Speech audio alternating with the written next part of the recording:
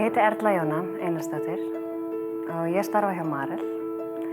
Ég starfa sem Global Process Manager sem þá ferlastjóri og í starfi mínu felst að mappa upp og samtengja ferla fyrirtækisins, gera það aðgengilega fyrir fólkið sem geta unnið eftir og samþætta þannig starfsemina.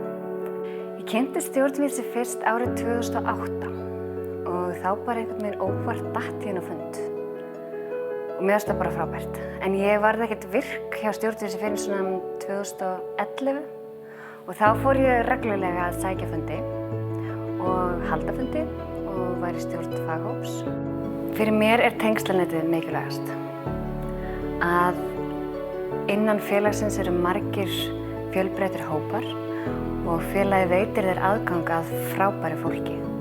Þú myndar tengsl við fólk sem að vinna við svipuð störf og þú og getur þá leitað til þess seinna meir. Þannig að númer 1, 2 og 3 fyrir mér tengslanetið. Það fólkið á bak við félagið og þeirra áhugi og passjón á því sem það að gera. Þegar þú kemur úr námi og kemur inn á vinnustað, þá lærir allt sem vinnustaðurinn hefur upp á að bjóða. En þú þarft líka alltaf að bæta við þekkingu, þessi stöðuga endurmenntun sem mér finnst stjórnvísi sem sagt veita. Það heldur þér alltaf á tánum og ert að upplifa nýja hluti og innan stjórnvísi eru margir faghópar og þeir tengjast þvert á líka og eru duglegir að kynna fyrir hvor öðrum, þannig að þú ert alltaf að læra. Samt að sinna vinnunni en halda þér up to date.